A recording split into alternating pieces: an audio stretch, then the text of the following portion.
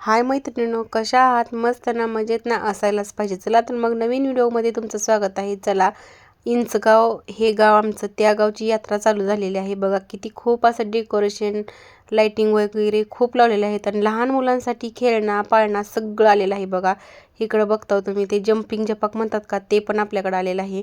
आणि लहान मुलं तर यात्रेत खूपच एन्जॉय करतात बघा, कारण लहान मुलांसाठी यात्रा म्हटलं की मग काय बघा, विषयच मग सांगू नका तुम्ही. बघा आणि आमच्या यात्रेत पण खूप भारी असते बघा. आणि गावातली यात्रा म्हणजे सगळे पाहुणे रावळे सगळेजण येतात देवाच्या पाया वगैरे पडायचं. आणि खास करून हे आमचा देव म्हणजे मुसलमानाचा आहे बरं का. आणि दरवर्षी जास्त डेकोरेशन असते यात्रेत.